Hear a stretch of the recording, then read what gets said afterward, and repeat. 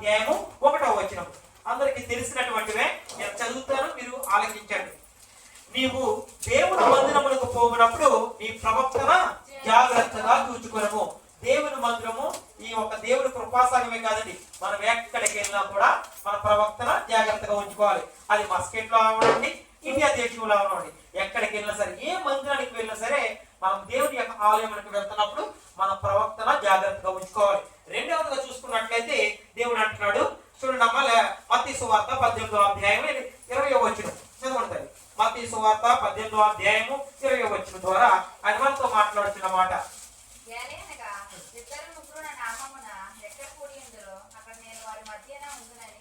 ఆమేన్ ఆమేన్. ఎక్కడ ఇద్దరు ముగ్గురు కూడి దేవుని నామములో ఎవరైతే ప్రార్థన చేస్తారో వారి మధ్యన నేను ఉన్నాను అని చెప్పి దేవుడే మనతో మాట్లాడుతున్నాడు. ఎలా మాట్లాడతాడండి దేవుడు? వాక్యం ద్వారా మాట్లాడతాడు. ఎలా మాట్లాడతాడండి? సేవకుడు ద్వారా ఆయన మాట్లాడుతూ ఉంటాడు. ఆ మాటల్ని మనం శ్రద్ధగా ఆలకించి వాటి ప్రకారం నడుచుకోవాలని నేను ప్రభు పేరున తెలియజేస్తాను. కొన్ని సంఘాలు ఉంటాయండి, మాది కూడా స్టార్టింగ్ లో కూడా 10 మందే ఉన్నారు. ఆయన మా మధ్యలో కూడా ఆయన ఉన్నాడు. 100 మంది ఉన్నారు, వారి మధ్యలో కూడా ఉన్నారు.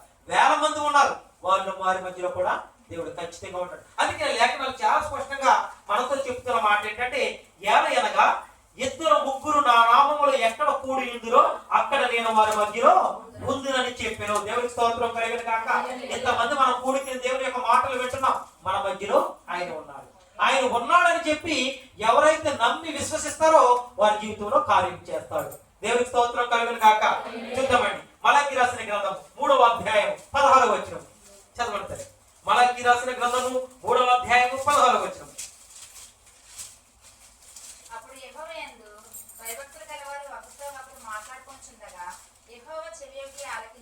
ఆమేన్. చూసారండి, అప్పుడు యెహోవా యందు భయభక్తులు గలవారు ఒకరితో ఒకరు మాట్లాడుకొనిచుండగా యెహోవా చెవియొగ్గి ఆలకించెను.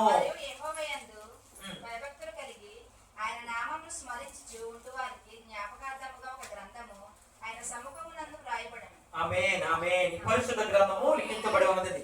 దీని అర్థం ఏంటంటే, ఎవరైతే దేవుని యందు భయభక్తులు కలిగి దేవుని సన్నిధిలో ఒకరితో ఒకరు మాట్లాడుకుంటూ ఉంటారో ఆ మాటలు ఆలకిస్తూ ఉంటాడు. ఒకవేళ దేవుని సన్నిధిలో మనం దేవుని గురించి, దేవుని వాక్యం గురించి కాకుండా వేరే బయట మాటలు మాట్లాడుకున్నాం అనుకోండి, వాటిని కూడా నేను చెవి యొగ్గి ఆలకిస్తున్నాను, జాగ్రత్త అంటున్నాడు. చాలా మంది బిడ్డలు కూడా చేసే పని ఏంటంటే, మందిరంలోకి వస్తుంటారు, ఫోన్ కాల్స్ వస్తే ఫోన్ మాటలు మాట్లాడుకుంటారు, లేదంటే ఇతర విషయాల గురించి మాట్లాడుకుంటారు. మన ప్రాముఖ్యం ఏంటంటే, దేవుని యొక్క ఆలయంలోకి వెళ్ళినప్పుడు మన ప్రవక్తన జాగ్రత్తగా ఉంచుకోవాలి. అయ్యా, నేను మిమ్మల్ని చూస్తున్నాను, అమ్మా నేను మిమ్మల్ని చూస్తున్నాను, నేను చెవి యొక్కి ఆలకిస్తున్నాను, మీరు ఏమి మాట్లాడుతున్నారో ఆ మాటలు నేను ఆలకిస్తున్నాను, కాబట్టి జాగ్రత్తగా ఉండండి అని చెప్పి ప్రభు లేఖనాల ద్వారా మనకి తెలియపరుస్తున్నాడు.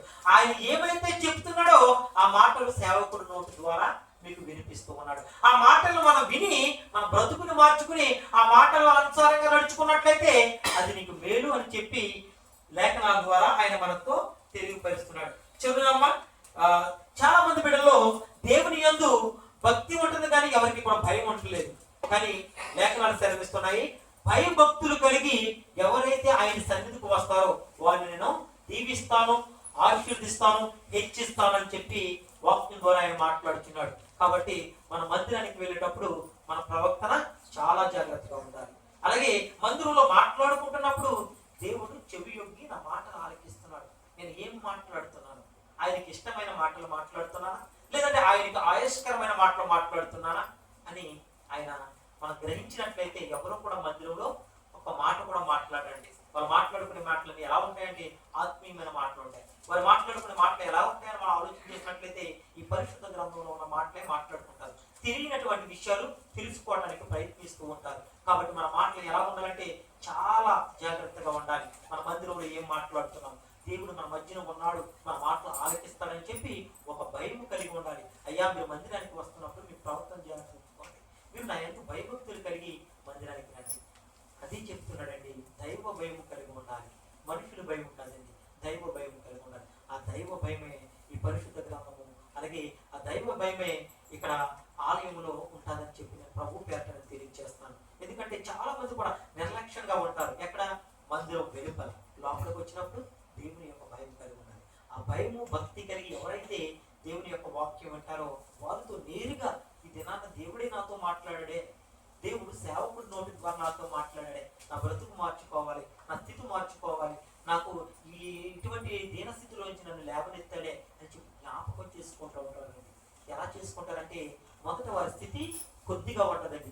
దేవుడిని ఎరగినటువంటి బిడ్డలకి స్థితి ఎలా ఉంటుందంటే కొద్దిగా ఉంటుంది. దేవుడిని తెలుసుకుని దేవుని నామంలో బాప్తిసం పొందుకున్నటువంటి బిడ్డలు తుదకి ఎలా ఉంటుంది, క్షేమాభివృద్ధి కలిగి మహాభివృద్ధి కలిగి వారు హెచ్చించబడతారని చెప్పి జీవగ్రామం సెలవిస్తుంది. ఎంతో మంది బిడ్డలను చూస్తానండి, ఎంతో మంది నేను చూశాను. వారి స్థితి దీన స్థితిగా ఉంటుంది మొదటగా, కానీ దేవుడి సన్నిధిలో వారు ఎదిగి చక్కగా ఆత్మీయంగా ఆధ్యాత్మికంగా బలపడుతున్న బిడ్డల్ని దినము హెచ్చిస్తూ ఉంటాడండి. పెంట కుప్పల మీద నుండి పేదలను పైకి లేవనెత్తువాడు. ఎక్కడ పెంట అండి? వారు అక్కడిని గనులతో గద్ద పైన కూర్చోబెడతారండి. దేవునికి స్తోత్రం కలుగును గాక. అర్హత లేని వాడికి నేను అర్హత కల్పిస్తాను అంటున్నాడు. అదే కృప. చూసారు ఎంత గొప్ప మాటలు ఈ పరిశుద్ధ గ్రంథంలో ఉన్నది తెలుసా? అది చూద్దామండి లేఖన భాగాల నుండి.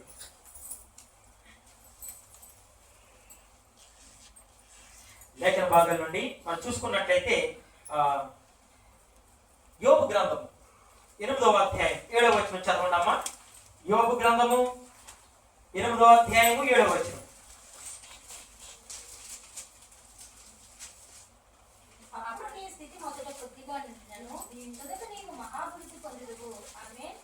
ప్రార్థన చేసుకుందాం.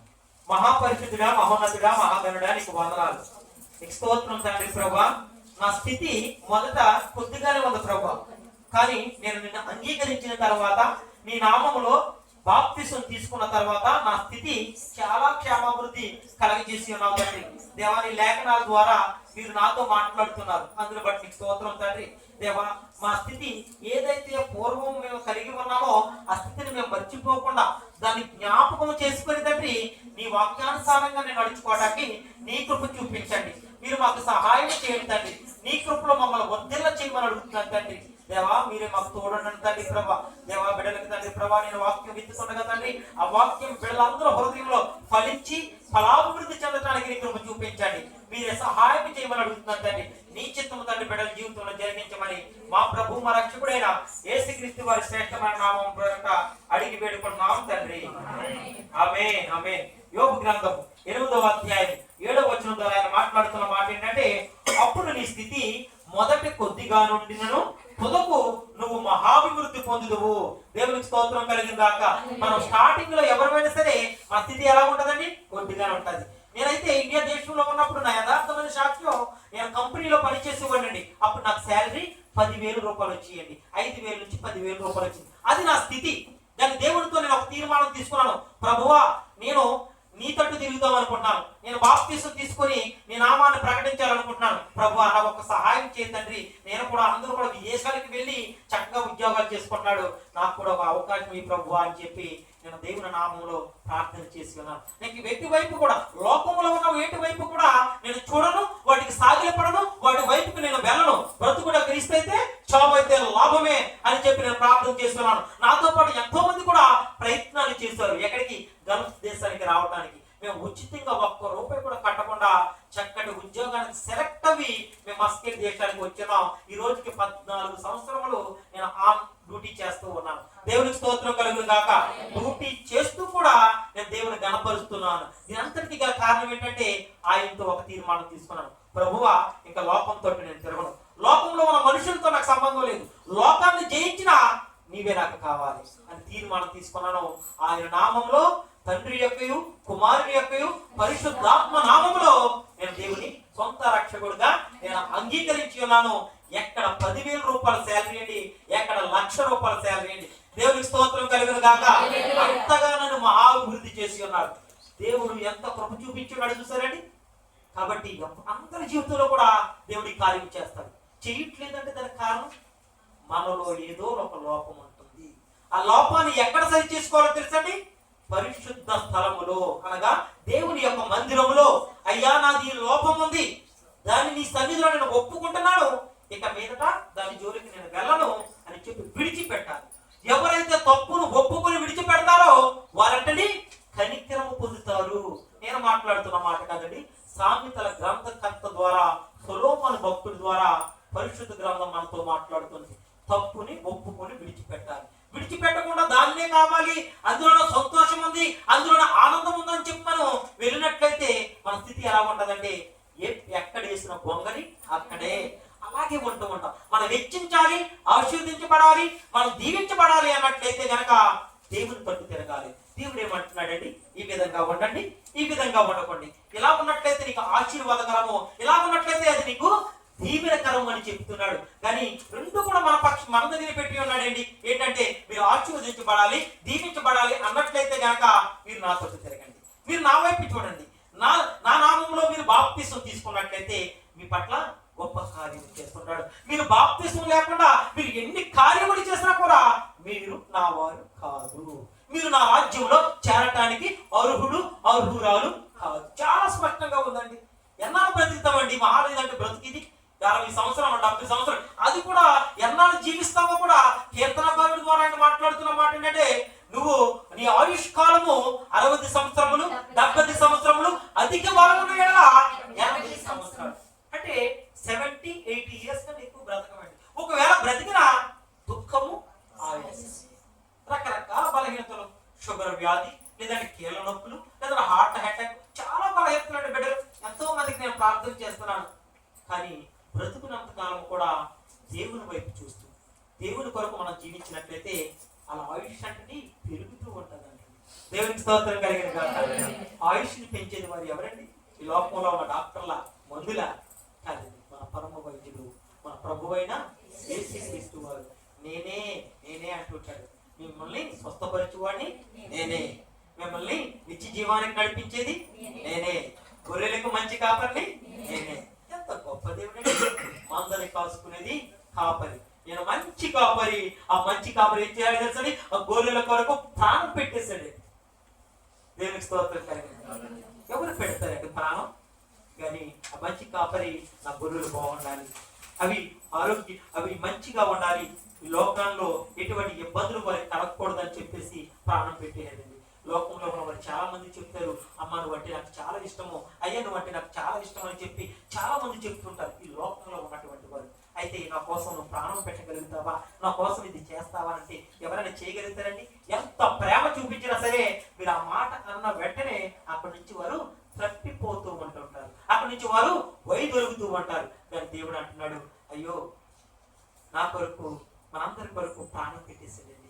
నా బిడ్డలు బాగుండాలి, వారు ఆరోగ్యంగా ఉండాలి, వారు నిత్యము కూడా సంతోషంగా ఉండాలి అని చెప్పి తన ప్రాణాన్ని పెట్టేశాడు. ప్రాణం పెట్టిన వాడు ఏమంటున్నాడంటే, అయ్యా మీరు నా నామంలో బాప్తిసం తీసుకోండి, అయ్యా మీరు నా యందు భయభక్తులు కలిగి ఉండండి, అయ్యా మీరు ఖచ్చితంగా మందిరానికి వెళ్తున్నప్పుడు మీ ప్రవర్తన జాగ్రత్తగా ఉంచుకోండి, నేను ఏమి చెప్తున్నా సరే నా ఆజ్ఞల్ని గైకొని వాటి ప్రకారం నడిచిపోండి.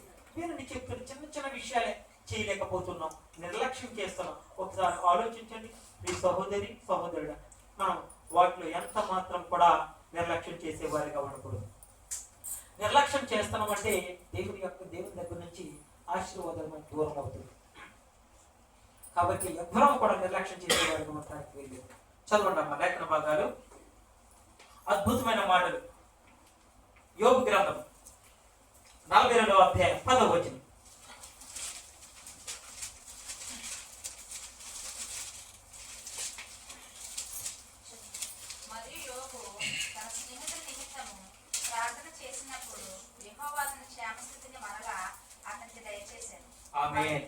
చూసారండి ఎంత గొప్ప కార్యం అండి.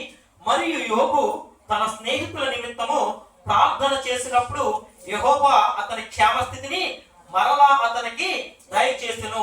మరియు యోబులకు పూర్వము కలిగిన దానికంటే 2 అంతల అధికముగా యెహోవా అతనికి దయచేసెను. దేవునికి స్తోత్రం కలిగిన కాక. యోబు గురించి తెలియనటువంటి వారు ఎవరు ఉండరండి. యోబు గురించి దేవుడు సాక్ష్యం ఇస్తున్నాడు. యోబు యథార్థవంతుడు, యోబు చాలా నీతిమంతుడు అని చెప్పి పరిశుద్ధ గ్రంథం నుండి దేవుడే యోబు గురించి సాక్ష్యం చెప్తాడండి. ఎంతమంది గురించి దేవుడు యథార్థవంతుడని మన గురించి చెప్పగలుగుతాడండి? చెప్పగలుగుతాడా? ఎందుకు ఆ యథార్థత యోబులో కనపడ్డది? మనం ఆలోచించినట్లయితే యోబు అంటండి నోటి మాట ద్వారా కూడా పాపము చేయలేదు, నోటి మాట ద్వారా కూడా తన భార్యను దూషించలేదు. ఏం చేశాడో తెలుసండి యోబు? మూర్ఖురాలు మాట్లాడుచున్నట్లు నువ్వు మాట్లాడుచున్నావు అంటాడండి. యెహోవా ఇచ్చెను, యెహోవా తీసుకుని పోయెను. ఎంతగా గణపరుస్తున్నాడు చూడండి. ఎవరైనా సరే ఒక ఉన్నతమైన స్థితికి వచ్చిన తర్వాత, ఆశీర్వదించబడిన తర్వాత ఆయన దగ్గర ఉన్న ఆశీర్వాదాలన్నింటినీ కూడా తీసేసుకున్నారనుకోండి, ఎలా బాధపడతారు? ఎందుకు ఇటువంటి పరిస్థితి కూడా వెళ్తున్నారు అని చెప్పి ఎంతో బాధపడుతూ ఉంటారు. కానీ యోబు అయితే మాత్రం ఏది జరిగినా సరే నా మంచికే, నా శ్రేయస్సు కొరకే, ఏది చేసినా కూడా నా దేవుడు నాకేదో చేయబోతున్నాడని చెప్పి ఒక విశ్వాసం ఇచ్చి ఉన్నాడండి ఆయన. ఎంతమంది స్నేహితులు విడిచిపెట్టారు, భార్య కట్టుకున్న భార్య తనని విడిచిపెట్టి దూషించి వెళ్ళిపోయింది. అలాగే బిడ్డలు అందరూ కూడా తృణీకరించి ఉన్నారు. తృణీకరించినప్పుడు కూడా ఆయన మాట్లాడుతున్న మాట ఏంటంటే, యెహోవా ఇచ్చెను, యెహోవా తీసుకొనును, ఆయనకే మహిమ కలుగును గాక. దేవునికి స్తోత్రం కలుగును గాక. ఏ స్థితిలో ఉండండి? దీన స్థితిలో ఉండి, తనకున్నవన్నింటిని కూడా పోగొట్టుకున్న తర్వాత కూడా ఆ స్థితిలో ఉండి కూడా దేవుని నామాన్ని మహిమపరచగలుగుతున్నాడు యోబు.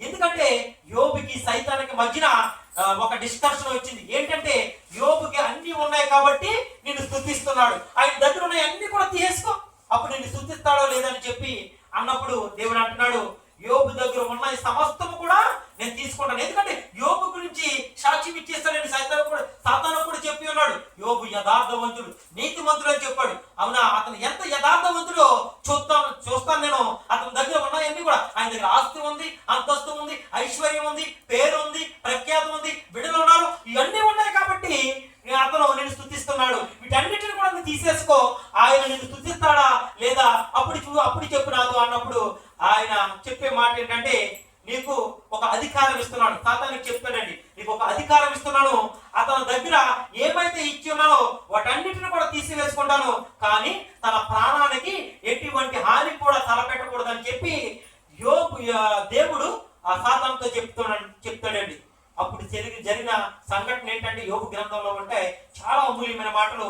తన ప్రాణానికి హాని తలపెట్టదు అన్నప్పుడు తనకి రకరకాల కుండ్లతోనూ తన దేహమును గాయపరుస్తాడు, తన దగ్గర ఉన్న తన బిడ్డల్ని దూరపరుస్తాడు, తన దగ్గర ఉన్న స్నేహితులను దూరపరుస్తాడు, తన భార్య దూషించే విధంగా సాతాను చేస్తాడు. ఎంత దారుణమైన పరిస్థితి అంటే, తన శరీరాన్ని చిలపెంకులతో ఇలాగా తీసుకుంటూ ఉంటాడు అంటండి, గోక్కుంటూ ఉంటాడు. ఎందుకంటే శరీరం క్షీణించకపోయింది, పుండ్లతో బాధపడుతున్నాడు. ఆ స్థితిలో ఉండి కూడా యోబు అంటున్న మాట ఏంటంటే, యెహోవా ఇచ్చెను, యెహోవా తీసుకుని పోయిను, ఆయనకే మహిమ ఘనత కలుగును గాక. ఎవరైనా అనగలుగుతారండి? ఆ స్థితిలో ఉన్నప్పుడు దేవుడిని ఇంకా విడవకుండా ఉన్నావా, దూషించి చావు అన్నదండి తన భార్య.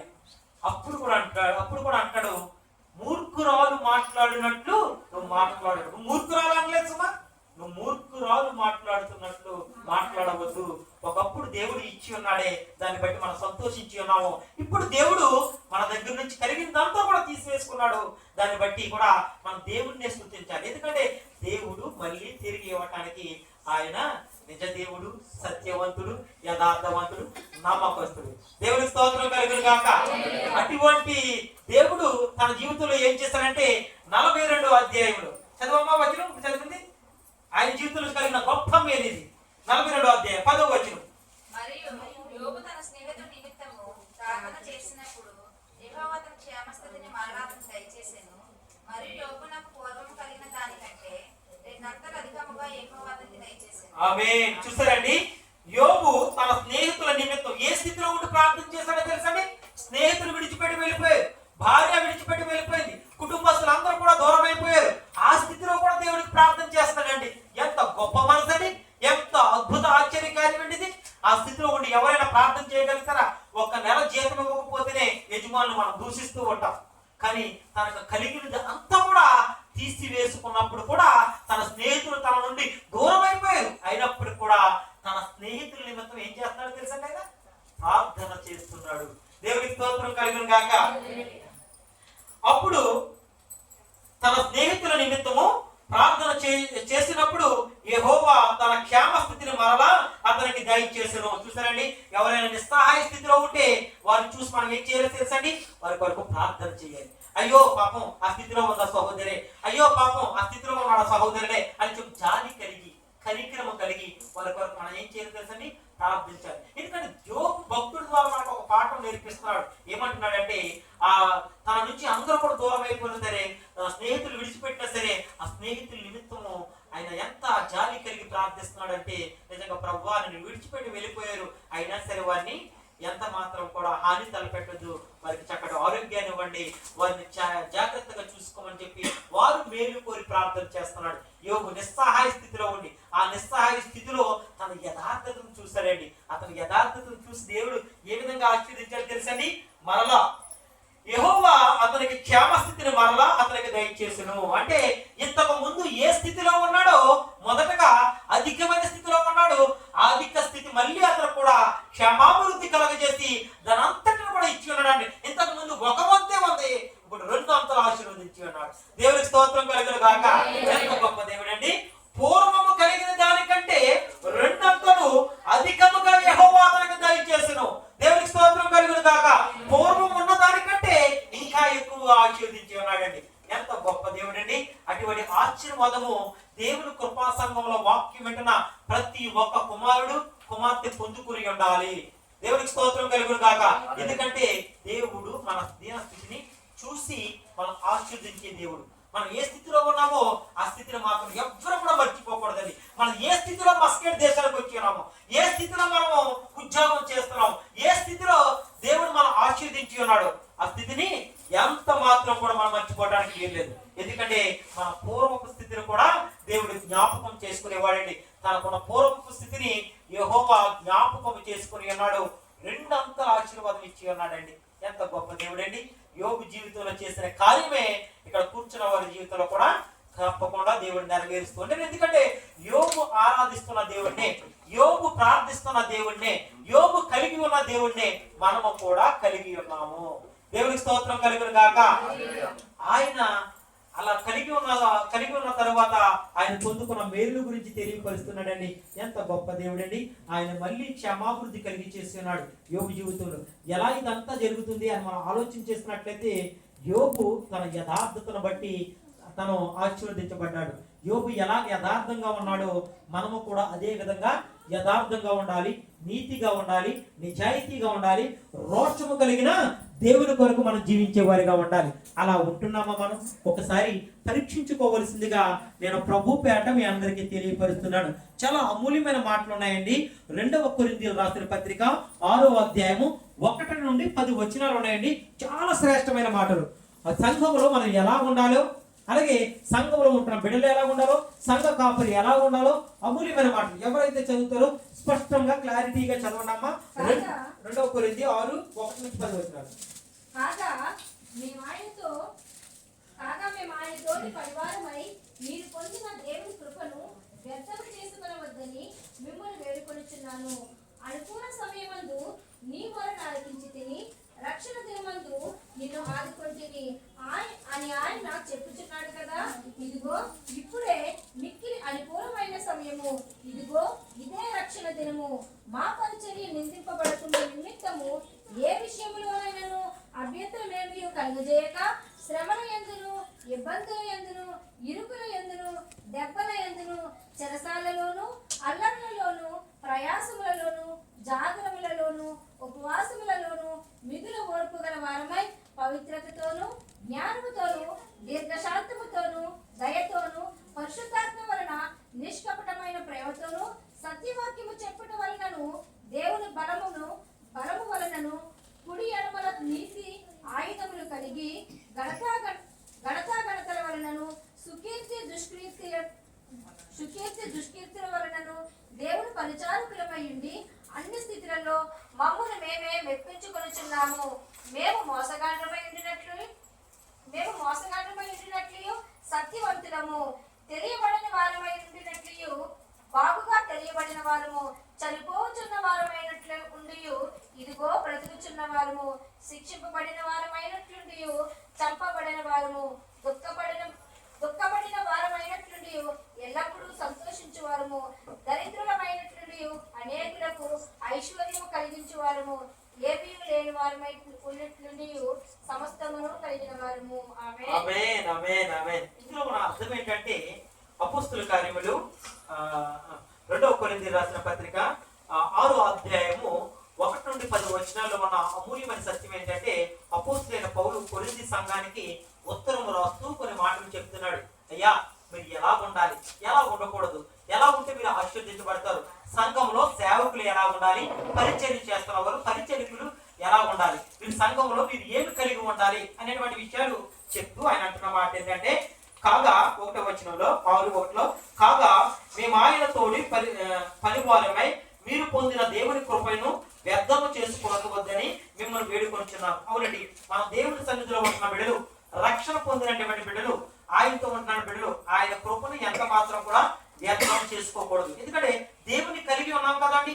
దేవుని కలిగి ఉన్నవారు ఎలాగంటే లోకంలో ఉన్న వారితో ప్రత్యేకించబడిన వారు, లోకంలో ఉన్న వారిలో కలిసిన వారు కాదు, లోకంలో ఉన్నప్పటికీ కూడా వారి నుంచి మనం ప్రత్యేకించబడిన వారు. అందుకనే విశ్వాసులు, దేవుని యొక్క బిడ్డలు అని చెప్పి మనకి చక్కటి పేరు కూడా ఉందండి. మనం అనేక మంది మాదిరికరంగా ఉండాలి. మనము కూడా లోకంలో కలిసిపోతే వారికి మనకి సంబంధం ఇంకేమి తేడా ఉంటుందండి. కాబట్టి దేవుని నమ్మిన బిడ్డలు, దేవుని అంగీకరించి తన నామంలో బాప్తిసం తీసుకున్న బిడ్డలు ఎలా ఉన్నారంటే కృప పొందినటువంటి వారు. ఆ కృపని ఎంత మాత్రం కూడా మనం వ్యర్థం చేసుకోకూడదని చెప్పి ప్రభు పేరట నేను తెలియజేస్తాను. అపోస్తలుడైన పౌలు సంఘానికి ఉత్తరం రాస్తూ ఈ విధంగా మాట్లాడుతున్నాడు.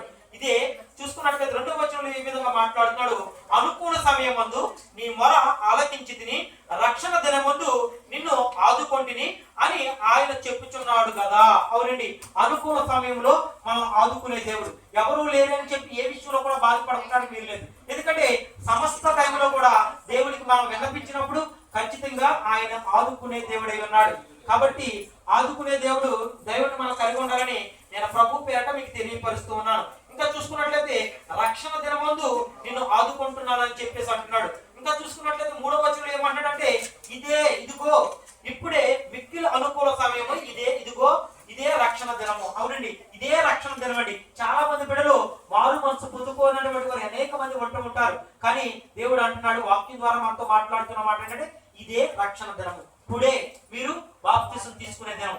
రేపు ఎల్లుండ అది మనం ఎంత మాత్రం కూడా వాయిదా వేయకూడదు. రేపు ఏమి సంభవించబోతుందో అది ఎవరికి కూడా తెలియదు. రేపు మనం చూస్తామో లేదో కూడా గ్యారంటీ లేనటువంటి దినాల్లో మనం బ్రతుకుతూ ఉన్నాం. అందుకనే ఈ దినమే అని చెప్పి చాలా స్పష్టంగా లేఖనాల ద్వారా ఆయన మాట్లాడుతున్నాడు. కొరింథీయులకు రాసిన 2వ కొరింథీయులకు రాసిన పత్రిక 6వ అధ్యాయం 3వ వచనంలో ఏమంటాడంటే, ఇదిగో ఇప్పుడే మిక్కులు అనుకూలమైన సమయము, ఇదే రక్షణ దినము, ఇదే రక్షణ దినము. కాబట్టి ఈ మాట చదివినప్పుడు ఈ రోజు చదివినా ఇదే రక్షణ దినం, రేపు చదివినా ఇదే రక్షణ దినం, ఒక వారం తర్వాత, ఒక నెల తర్వాత, ఎప్పుడు చదివినా సరే టుడే రక్షణ దినము, ఈ దినమే రక్షణ దినం. దాన్ని ఎంత మాత్రం కూడా అశ్రద్ధ చేయకూడదని నేను ప్రభు పేరట మీ అందరికీ నేను తెలియజేస్తున్నాను. రక్షణ పొందలేనటువంటి వారు రక్షణకు అశ్రద్ధ చేయకూడదు. రక్షణ పొందినటువంటి వారు దేవుడు చూపించిన కృపని వ్యర్థపరుచుకోకూడదని నేను ప్రభు పేరట మీకు తెలియపరుస్తున్నాను. ఇంకా చూసుకున్నట్లయితే 4వ వచనం ద్వారా ఏమంటున్నాడంటే, మా పరిచర్య నిందింపబడుకున్నట్టు నిమిత్తము ఏ విషయంలోనైనా అభ్యంతరమేమీ కలుగ చేయకూడదు. చాలా మందికి కూడా నేను తెలియపరుస్తున్న మాట ఏంటంటే, మన పరిచర్య చేస్తున్నప్పుడు, దేవుని యొక్క సువార్త ప్రకటిస్తున్నప్పుడు, దేవుని మందిరానికి నడిపిస్తున్నప్పుడు ఎదుటి వారికి ఇబ్బంది కలిగే పరిస్థితి ఎప్పుడు కూడా తీసుకురాకూడదు. ఎందుకంటే ఎవరైనా మందిరానికి వస్తారంటే వారిని తీసుకురావాలి. ఒకవేళ రాను అంటే వారి కొరకు మనం ఎంత మాత్రం కూడా బలవంతం చేసి వారి మందిరాన్ని తీసుకురాకూడదు. వాళ్ళకి అనుకూలంగానే మనం విడిచిపెట్టేయాలి. ఎందుకో తెలుసండి, దేవుని యొక్క లేఖనాలు సెలవిస్తున్నాయి, అనుకూలంగానే మీరు నడుచుకోవాలి. ఎదుటి వారిని బాధ పెట్టే విధంగా చేయకూడదు. మరి మనం ఏం చేయాలని మందిరానికి రావట్లేదు, వారి కొరకు ప్రార్థించాలి. దేవుని స్తోత్రం కలుగుతారు. ఖచ్చితంగా దేవుడు మందిరానికి నడిపిస్తూ ఉంటాడు. ఈ రోజు రారు, రేపు రారు, అడుగుతారు, అమ్మాయి రోజు మందిరానికి వెళ్దామండి, చక్కగా దేవుని ఒక వాక్యం వినొద్దాం రండి. ఒక రోజు అడుగుతారు, 2 రోజులు అడుగుతారు, 3 రోజులు అడుగుతారు. విసుగు చెంది సర్లే ఈ రోజు అడుగుతుంది కదా ఇవిడ, ఒకసారి వెళ్ళొద్దాం అనుకుంటారు. లేదంటే ఒక సహోదరుడు రోజు బతిమారుతున్నాడు కదా, ఒకసారి వెళ్ళొద్దాం అనుకుంటారు. ఆ రోజే దేవుడు వారితో మాట్లాడుతాడు. దేవునికి స్తోత్రం కలుగును. వారిని దేవుడు తట్టు తిప్పుకుంటాడు, వారిని దేవుని రక్షణ మార్గంలోకి నడిపిస్తానని నేను ప్రభు పేరట మీ అందరికీ తెలియజేస్తున్నాను. ఎవరిని కూడా ఇబ్బంది పెట్టకూడదు, ఎవరిని కూడా మనం బలవంతం చేయకూడదు. అడగటం మాత్రమే మన వంతు, సువార్త ప్రకటించడం మాత్రమే మన వంతు. అమ్మ ఆ సంఘానికి వెళ్ళకుండా ఈ సంఘానికి రండి, ఎవరిని కూడా మనం బలవంతం చేయడానికి లేదు. ఎవరి ఇష్టం వారు ఎక్కడికి వెళ్ళినా సరే దేవుని యొక్క మాటలు విని ఆ మాటలను హృదయంలోకి స్వీకరించుకుని వాటి ప్రకారం వాళ్ళు జీవించినట్లయితే దేవుడు వారి జీవితంలో గొప్ప కార్యాలు చేస్తాడు, ఆశ్చర్యమైన కార్యాలు చేస్తారు. ఆ బిడ్డల్ని సంఘంలో సాక్షులు చెప్తూ ఉంటారు కదండి, వారి జీవితంలో కలిగినటువంటి అద్భుత ఆశ్చర్యమైన కార్యం. కానీ ఒక్క విషయం మాత్రం ఎంత మాత్రం కూడా మర్చిపోకూడదు, ఆయన చేసిన మేలులు ఉపకారముల్ని వేటిని కూడా ఉన్నాడయ్యా. అయ్యా మీకు గొప్ప భాగ్యాన్ని ఇచ్చి ఉన్నాడా. ఈ రోజున మీ స్థితి మొదట కొద్దిగా ఉంది, ఈ రోజున ఉన్నతమైన స్థితిలో ఉన్నారే, మరి మర్చిపోతున్నారు ఏంటయ్యా నన్ను? నేను చేసిన ఉపకారాలు మీరు మర్చిపోతూ ఉంటున్నారా? నన్ను జ్ఞాపకం చేసుకోమంటున్నాడు ఆయన. ఆయన చేసిన ఉపకారంలో దేనిని కూడా మర్చిపోకూడదు. ఆయన మన కొరకు ఎంత త్యాగం చేశాడండి, తన ప్రాణాన్ని పెట్టి ఉన్నాడే, తన మరి వెల చెల్లించి ఉన్నాడు, తన శరీరాన్ని తన రక్తాన్ని దారపోసి. ఆయన మర్చిపోతున్నాడు. ఎంతవరకు అది న్యాయం? చాలా మంది బిడ్డ కూడా ప్రభు బలంలో కూడా పాలు పొందుకోలేరండి. చాలా మంది కూడా అశ్రద్ధ చేస్తూ ఉంటారు. ఏదో నాలో లోపం ఉంది, ఏదో ఇబ్బంది ఉంది, దానికోసం నేను సమాధాన పడలేదు, పలానా సహోదరుని ఎలాగన్నాను, పలానా సహోదరుని ఎలాగన్నాను. ఎవరికి చెప్తున్నారు ఈ షాపులు? ఎవరికి చెప్తున్నారు? దేవుని మందిరములో దేవుడు అంటున్నాడు, నీకు ఇచ్చింది ఉచితంగా రక్షణ ఇచ్చి ఉన్నాం. ఆ రక్షణ మీరు కాపాడుకోవలసిన బాధ్యత కూడా మీదే. రక్షణ నిర్లక్ష్యం చేసినా, లేదంటే ప్రభు బలను నిర్లక్ష్యం చేసినా అది చాలా మీకు ఆశీర్వాదకరం కాదు. మాత్రం మీరు ఆశీర్వదించబడాలి, దీవించబడాలంటే ప్రభు బలలో పాలు పొందులు ఖచ్చితంగా పొందుకోవాలి. ఏ దినంలో అయితే సంఘ కాపరి ప్రభు బల ఇస్తాడో ఆ బలలో పాలు పొందుకోవాలి. ఎందుకంటే ఆ బల్ల ఆయన శరీరము, ఆయన రక్తము తీసుకున్న మనము ఎంతగా ఆశీర్వదించబడతామో తెలుసండి. ఎందుకంటే ఎవరికి లేదని యోగ్యత. దేవుని నామములో రక్షణ పొందిన వారికి, ఆ ప్రభు బలలో పాలు పొందుకున్న వారు మాత్రమే ఆయన రాజ్యానికి వారసులు అంటున్నారండి. లేదంటే నువ్వు ఎన్ని మంచి కార్యాలు చేయండి, సంఘంలోకి ఎంతమందిని మీరు సంఘాలను నడిపించండి, ఎంత చక్కగా పాటలు పాడండి, ఎంత చక్కగా వాక్యమును వివరించండి, ఎంత చక్కగా మీరు సంఘంలో ఎవరు చేయలేనటువంటి పనులు చేయండి, అందరికంటే ముందు వచ్చి మీరు కూర్చోండి, అయినప్పటికీ కూడా మీకు పరలోక రాజ్యము లేదు. ఎందు నిమిత్తం అంటే మీరు దేవుణ్ణి సొంత రక్షకుడిగా అంగీకరించలేదు. మీరు అంగీకరించాలి అన్నట్లయితే గనక, ఆయన మిమ్మల్ని ఆయన రాజ్యంలో చేర్చుకోవాలన్నట్లయితే గనక మనం ఏం చేయాలో తెలుసండి, ఆయన్ని మనస్ఫూర్తిగా నీ వల్లే నాకు రక్షణ కలుగుతుంది, నీ వల్లే నాకు నిత్య జీవం ప్రభువా దేవా, నేను సొంత రక్షకుడిగా నేను అంగీకరిస్తున్నాను. మన హృదయంలో ఏ రోజైతే తీర్మానం తీసుకుంటామో ఆ రోజే రక్షణ దినం. ఇదే రక్షణ దినం, ఇదే అనుకూలమైన సమయం. లేఖనాలు చాలా స్పష్టంగా మాట్లాడుతున్నాయండి. అలా ఎవరైతే ఉంటారో, మారు మనసు పొందడానికి నిర్ణయం తీసుకుంటారో వారితో దేవుడు నేరుగా వాక్యం ద్వారా మాట్లాడుతున్న మాట ఏంటంటే, మీ అందరికీ కూడా అనుకూలమైన సమయము ఇదే, ఈ రోజే రక్షణ దినము. రేపు ఏమవుతుందో మీకు తెలియదు, రేపు ఏమి సంభవించబోనో అది మీకు ఎంత మాత్రం తెలియదని వాక్యం ద్వారా ఆయన మాట్లాడుతున్నాడు. ఇంకా చూసుకున్నట్లయితే 6:6 చూసుకున్నట్లయితే 2వ కొరింథీ పవిత్రులతోనూ జ్ఞానముతోనూ దీర్ఘశాంతముతోనూ దయతోనూ పరిశుద్ధాత్మ వలన నిష్కపటమైన ప్రేమతో మీరు ఉండండి. దేవునికి స్తోత్రం కలుగును గాక. ఎలా ఉండమంటాడంటే, ఎలా ఉన్న పవిత్రతతోను, జ్ఞానముతోను, దీర్ఘశాంతం అంటే శాంతం కాదండి, దీర్ఘశాంతము. మనం ఎంతగా తగ్గించుకోగలుగుతామో అంతగా తగ్గించుకునే వారిగా ఉండాలి. అలాగే పరిశుద్ధాత్మ వలన నిష్కపటమైన ప్రేమ. ఎటువంటి ప్రేమ అంటే ఎటువంటి కల్మషం లేనటువంటి ప్రేమ. ఆ ప్రేమ పేరు ఏంటంటే, పరిశుద్ధ గ్రంథంలో ఒక మాట ఉందండి, అగాపే ప్రేమ. అగాపే ప్రేమ కలిగి ఉండాలి. ఆ ప్రేమ పేరే నిష్కపటమైన ప్రేమ. అపజయం ఎరగినటువంటి ప్రేమ ఎప్పుడు కూడా విజయమే పొందుకుంటది. ఎదుటి వారికి ఎట్టి పరిస్థితుల్లో కీడు తలపెట్టని ప్రేమ. ఆ ప్రేమ పేరే నిష్కపటమైన ప్రేమ. అదే అగాపే ప్రేమ. ఆ ప్రేమ మీరు కలిగి ఉండండి. ఉంటున్నారా ఈరోజు? చాలా మంది బిడ్డలు, చాలా మంది కుటుంబాలు కూడా భర్త ఒక మాట అంటే భార్య పట్టలేదు, భార్య ఒక మాట అంటే భర్త పట్టలేదు. ఒకవేళ తల్లిదండ్రులు ఒక మాట అంటే బిడ్డలు తిరగబడుతున్నారు తల్లిదండ్రుల మీద. వారి మధ్యన ప్రేమ అనేది కరువైపోయింది. దేవుడు అంటున్నాడు, ఆ ప్రేమ నిష్కపటమైన ప్రేమ కలిగి ఉండమంటాడు. నార్మల్ గా ఉన్న ప్రేమ కూడా మనుషుల్లో ఉండటం లేదు. కానీ మనం ఉండటానికి మనం ప్రయత్నించినట్లయితే దేవుడు మనకు సహాయం చేస్తాడండి. ఎంత గొప్ప దేవుడు అండి, ఎంత ప్రేమని మనం అంటే ప్రాణం పెట్టేశాడు కదండి. ఆ ప్రాణం పెడుతున్న దేవుడు అంటున్న మాట ఏంటంటే, అయ్యా నేను ఏ విధంగా అయితే మిమ్మల్ని ప్రేమించి ఉన్నానో మీరు కూడా ఈ సహోదరుని ప్రేమించు, నిష్కపటమైన ప్రేమతో మీరు ప్రేమించండి. హృదయంలో ఒకటి పెట్టుకుని పెదాల నుంచి మీరు ప్రేమించినట్లయితే ఆ ప్రేమ నాకు అంగీకారం కాదంటున్నాడు ఆయన. ఎంత మాత్రము కూడా హృదయంలో ఒకటి ఉంది. వందనాలు సహోదరి, వందనాలు సహోదరుడా అంటున్నారు. బయటికి వెళ్ళిన తర్వాత ఆ సహోదరు అలాంటిది, ఈ సహోదరుడు ఎలాంటి వాడు, ఇటువంటి మాటలు మన నోటంట రాకూడదు ఎంత మాత్రం కూడా. ఆయన అంటున్నాడు, నిష్కపటమైన ప్రేమతో మీరు ప్రతి ఒక్క సహోదరితో మీరు కలిగి ఉండండి, ఆ ప్రేమే పంచండి అని చెప్పేసి అంటున్నారు. ఆ ప్రేమ కలిగి ఉండండి నా సహోదరుడా అని చెప్పి చాలా స్పష్టంగా వాక్యం ద్వారా ఆయన మనతో మాట్లాడుతున్నాడండి. ఆ ప్రేమ పేరే అగాపే ప్రేమ. ఆ ప్రేమ నీ కొరకు నా కొరకు కలవరి సిలువలో ప్రాణం పెట్టిన ప్రేమే అగాపే ప్రేమ. ఆ ప్రేమ అంటే ఎదుటి వారికి ఎట్టి పరిస్థితుల్లో కీడు తలపెట్టదంటే ప్రేమ.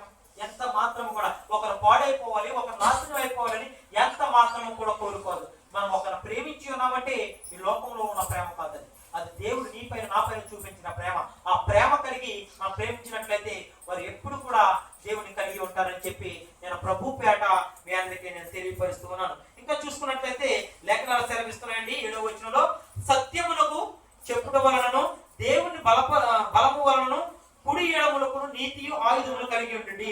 అవునండి, మనం ఎప్పుడు కూడా ఎవరితో కూడా ఏది చెప్పినా సరే సత్యమే చెప్పాలి. అబద్ధం అనేది మన నోటి మాట ద్వారా రాకూడదు. సామెతల గ్రంథకర్త ద్వారా ఆయన మాట్లాడుతాడు, అబద్ధమాడు పెదవులు నాకు హేయములు. హేయము అనగా అసహ్యము.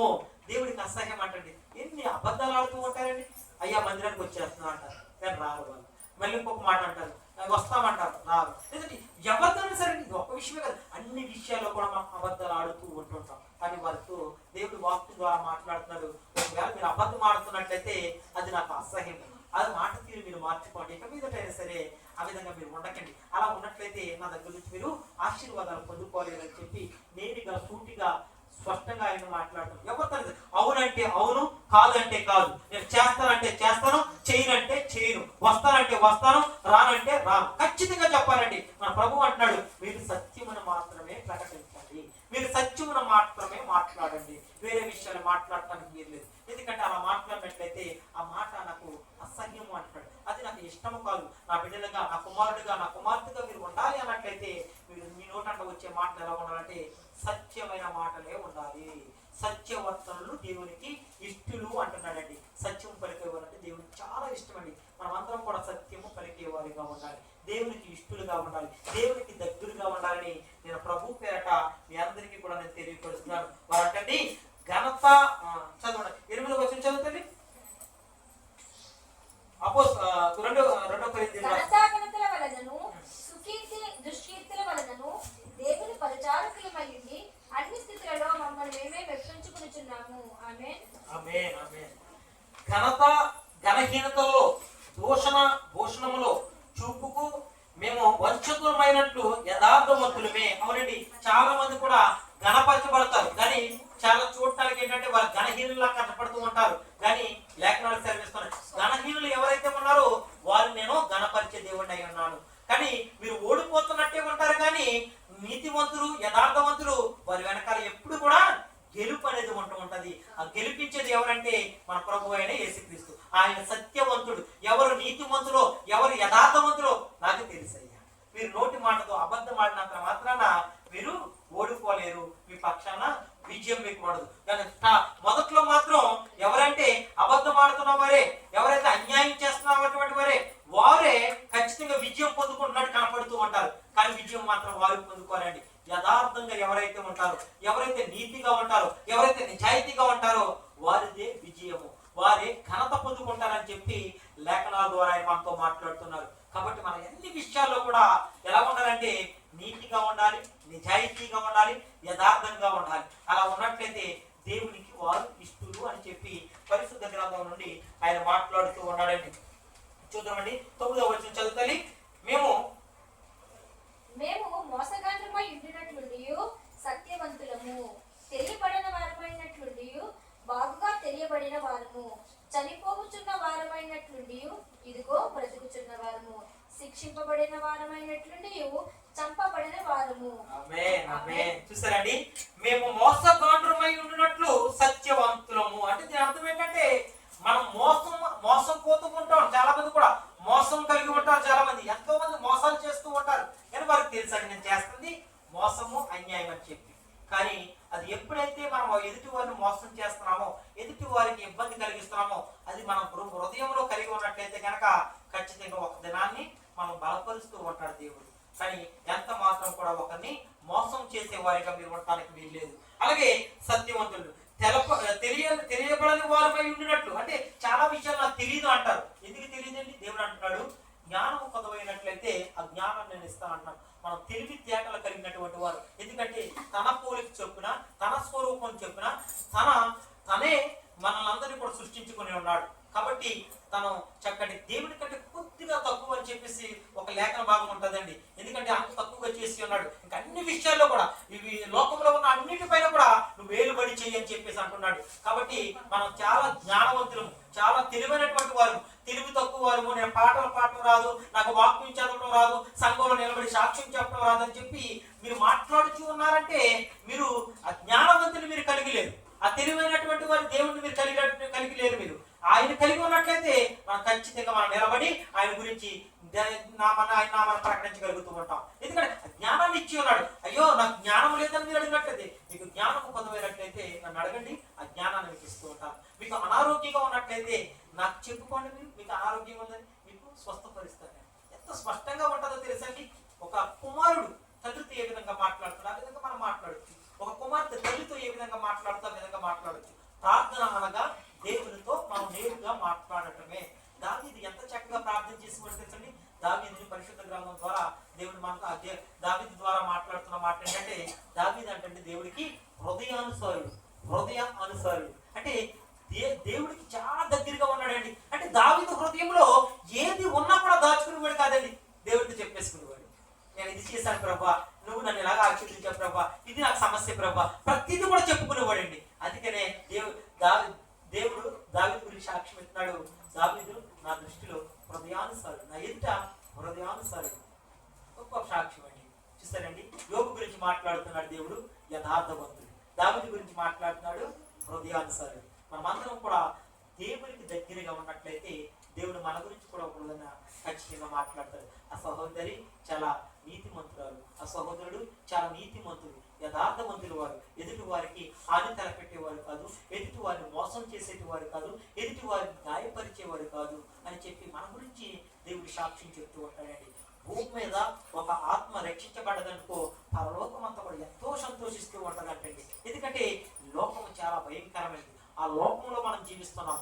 ఆ లోకంలో జీవిస్తున్నప్పుడు మనం మామూలుగా దేవుడిని కలిగి లేకుండా మనం జీవించినట్లయితే మనం ఎంత మాత్రం కూడా ఆశీర్వదించబడలేము, ఎంత మాత్రం కూడా హెచ్చించబడలేము.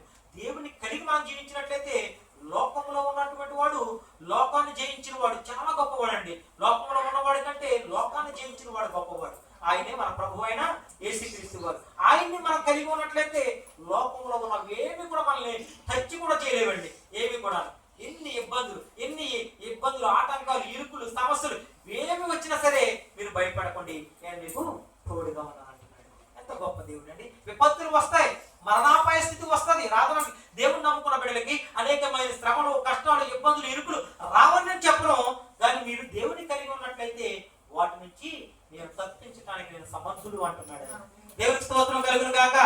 తప్పించే దేవుడు అండి ఆయన, రక్షించే దేవుడు అండి ఆయన, నిత్య జీవానికి నడిపించేవాడండి.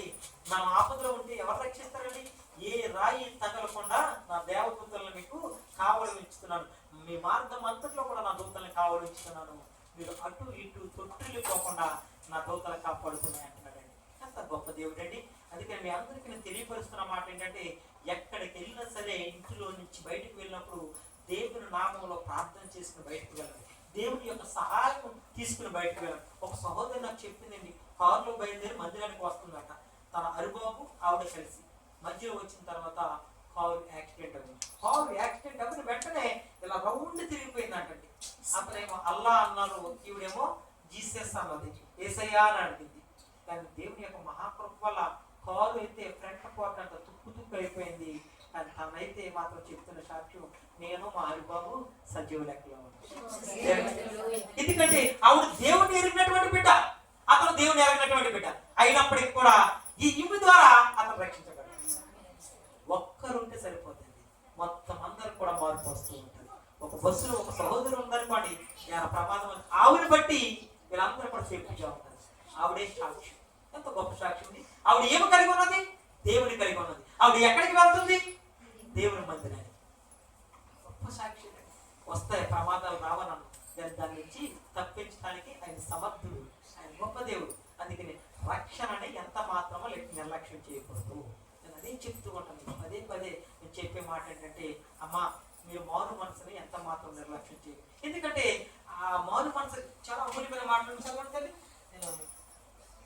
అనుకున్న సమయమందు నీ వలన ఆలకించితిని, రక్షణ దినమందు నిన్ను ఆదుకుంటుని అని ఆయన చెప్పుచున్నాడు కదా. ఇదిగో ఇప్పుడే మిక్కిలి అనుకూలమైన సమయము, ఇదిగో ఇదే రక్షణ దినము. ఆమేన్. ఆమేన్ ఆమేన్ ఆమేన్. చదవండి లేఖన భాగాలు. యోహాను సువార్త 3వ అధ్యాయం 3వ వచనం చదవండి. యోహాను సువార్త 3వ అధ్యాయం 3వ వచనం. అందుకు యేసు అతనితో, ఒకడు కొత్తగా జన్మించితేనే గాని అతడు దేవుని రాజ్యము చూడలేదని నీతో నిశ్చయముగా చెప్పుచున్నాను నేను. ఆమేన్, ఆమేన్.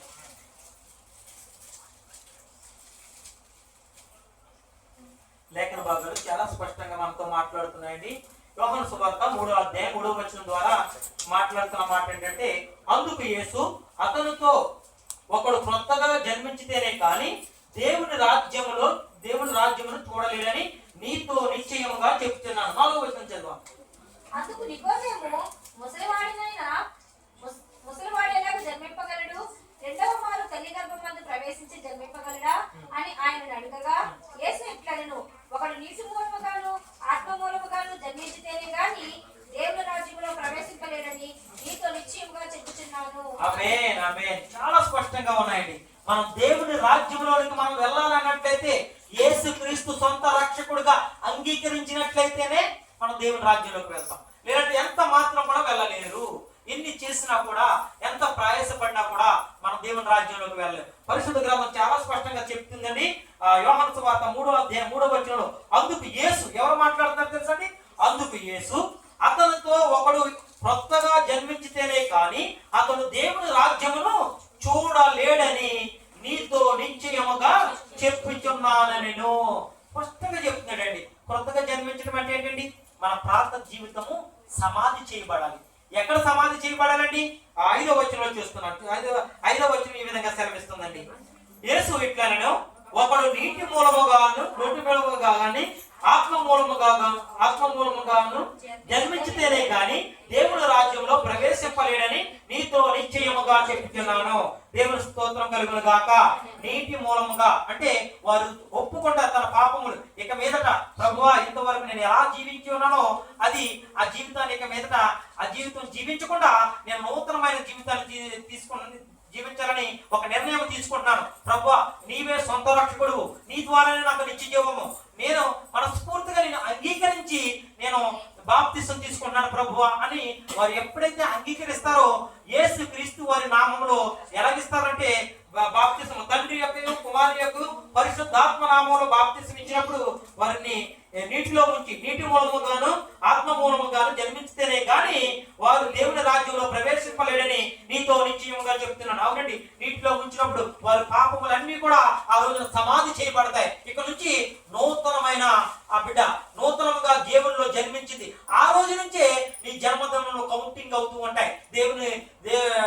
దేవునిలోకి వచ్చిన తర్వాత ఇంతకు ముందు ఎన్ని పుట్టినరోజులు చేసుకున్నా అది కౌంటింగ్ లోకి రాదు. కానీ దేవునిలో రక్షణ పొందిన తర్వాత అదే నీ మొదటి పుట్టినరోజు. అదే ఆ రోజు నుంచే నువ్వు దేవుని కొరకు జీవిస్తున్నావు. మన తీర్మానం ఎలా ఉండాలంటే, ఇక బ్రతుకుట క్రీస్తే, చావు అయితే లాభమే.